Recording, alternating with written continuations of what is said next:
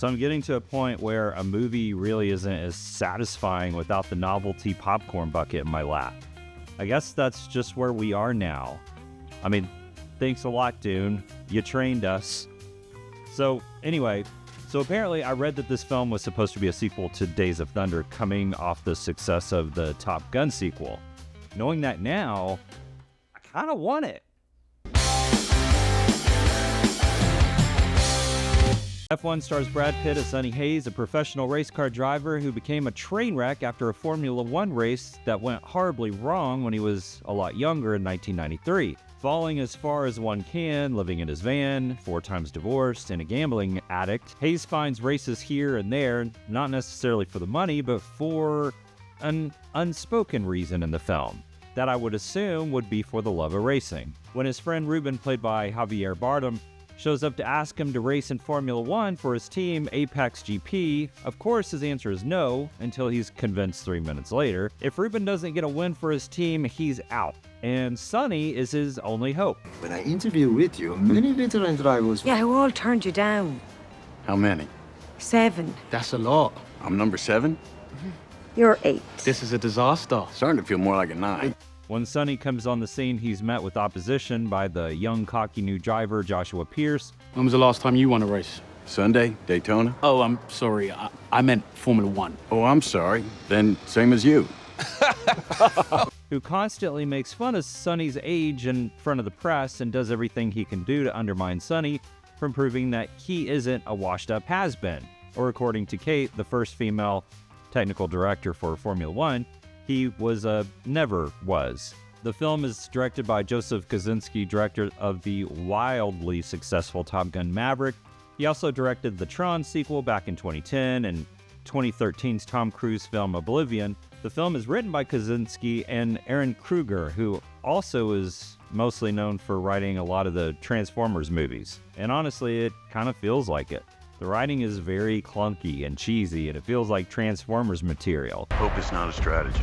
Anything else, Professor? Drive fast. With lines like, "I need a car made for combat," which feels like a leftover line from Top Gun. When there's a joke, it falls pretty flat, and there's a lot of exposition in this 2.5-hour movie that they really needed to trim down. Lots of exposition that really wasn't needed because what it did explain specifically about Sonny's past was sort of vague anyway, and didn't go into a lot of depth. Now you're probably thinking right now, man, he really didn't like this movie.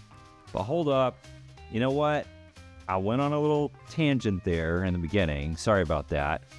Even though the writing in this film was pretty basic, this movie was still a great ride. I mean, it was definitely an experience worth having. The film was filmed for IMAX, so of course I saw it in IMAX, which was absolutely fantastic. But I did kind of want to go back and see it in that 4DX experience, because that's the kind of film that I think this is.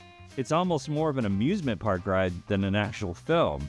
The sound design that shakes the theater seats and the roar of the engines are pretty amazing, but man, the cinematography, wow. It is absolutely incredible and incredibly immersive and absolutely stunning. I think they may have outdone Top Gun Maverick with how many cameras they used for coverage inside the car, outside the car, over the car, drone shots of the car, a camera at the accelerator and brake pedals behind the driver's head, in front of the driver's head, cameras absolutely everywhere. And when they take all of those camera angles and cut them all together, and the pit scenes, wow. Every time someone drove in for new tires, I actually got excited. It's cut so well and sounds so fantastic. It made me feel the same way you do when you're at the top of a roller coaster right before you descend down. It becomes an experience. Then you add Hans Zimmer's score and a killer soundtrack, and you are literally off to the races. Apparently, they had so many camera angles that they had to sift through 5,000 hours of footage. That is an editor's nightmare. The film doesn't really hesitate to throw you in immediately and to race from the very start. We're introduced to Sonny as he's in his van getting ready for the Daytona race, and it's a pretty great scene. Cars racing one another while blazing through scenes with fireworks. It's really beautiful and exciting. Cameras that whip pan from the driver to the car wheel and then back again. The camera work and editing makes this film what it is, and I love the film just for that. The film seemed pretty technical at times. I'm not really into F1 racing, so there are times that I had absolutely no idea what they were talking about. But I was really interested, and I wanted to know more. Everything from the driving practice simulator to that crazy looking steering wheel with all the crazy buttons that looks more like a game controller than a steering wheel, I was into that. The F1 world just looked freaking cool. It's funny because some of the film was filmed at Apple on their campus. I guess it's due to the fact that this was produced by Apple, but one of the training montages, you actually see Pierce training and you see the circular Apple headquarters in the background. I was like, that is so weird. Brad Pitt as Sonny is a lot of fun. I love these old cowboy type characters who are all washed up, and unlike the younger guy, he really has nothing to prove. He just wants to race, not for money or fame like the younger Joshua Pierce, but he drives for the love of driving, and that's sort of the message of the film, to get rid of all the noise of social media and the media in general and focus on what you think of yourself instead of what others think about you. There's too much noise from other people. There's one great scene where he tells someone to get off their phone because it's all just noise. I like that. He's laid back and he's just freaking cool. Brad Pitt just radiates cool on screen.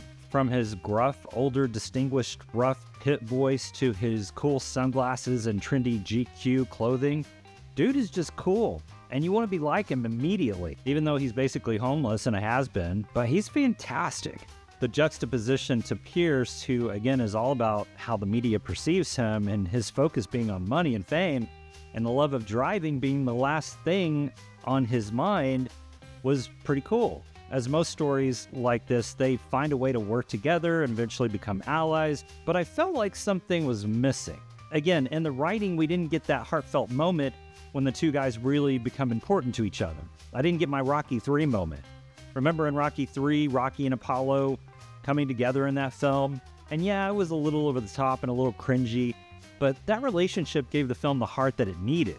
The rival who ends up believing in his old enemy and they work together as a team to win. And yeah, that's sort of in here, but not to the degree where you actually care that much. It was also in the last Top Gun movie with the football game, which probably makes more sense than Rocky. I love Damson Idris's portrayal of Pierce, and I liked his relationship with his mom, played by Ted Lasso's Sarah Niles. That's the other driver. You say he was old. He not that old. That's a handsome man right there. But with the fantastic job he does playing this cocky young driver, he doesn't get the redemption story in a way that was very satisfying.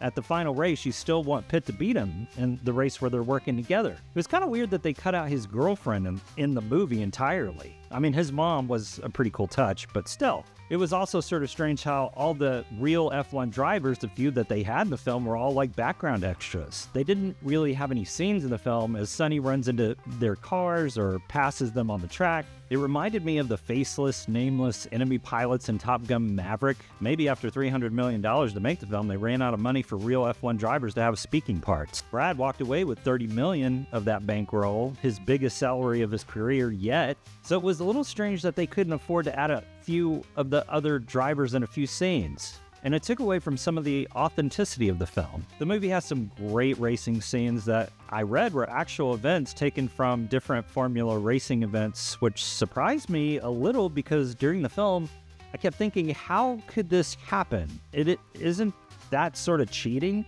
There's no way they'd get away with that maneuver, but in fact, they were all based off of real races and real separate events. Now, they do shove them all into 9 races, which isn't very realistic, but for this type of movie, it's forgivable. It felt like one of those outrageous films from the 80s that I used to love so much, like, again, Top Gun or Days of Thunder. The plot and theme is very predictable and nothing you haven't seen before, all the plot twists you see coming, honestly, but I didn't really care. And if they would have strayed from this cliche, I probably would have been a little disappointed. And speaking of 1980s movies, we have to talk about the training montages. Oh man, the montages. I think I counted 4 of them, some longer than others, but they went all in on these montages. It was kind of hilarious, but also so satisfying.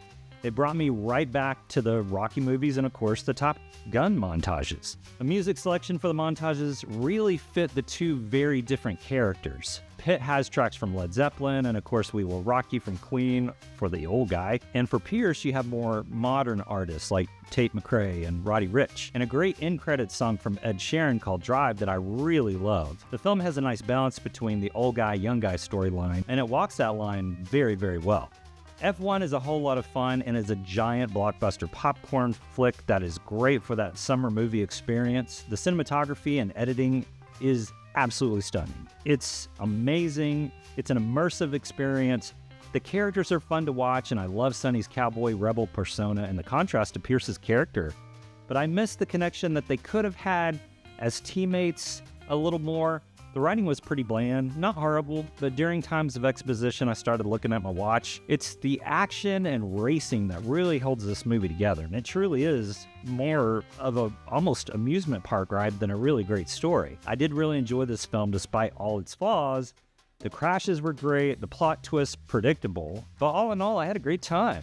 I'm giving F1 3.5 stars for all these reasons. It's a film that absolutely, without a doubt, has to be seen in theaters on the biggest screen possible. Even 4DX if you can, but at least IMAX. But you're really missing out if you don't see it on the biggest screen possible. It will put you in the driver's seat. So let me know what you thought about F1 this weekend. Do you think I was a little too harsh about the writing? Do you love it? Do you hate it? Let me know in the comments. Thank you to all of my beautiful subscribers out there. Thank you for being a part of the channel. Getting to talk to you is the best thing about this channel. And remember, don't wait till it streams. Let's go to the theater and let's see it together. Ever seen a miracle? Not yet. How do you think I'd feel if you die on the track?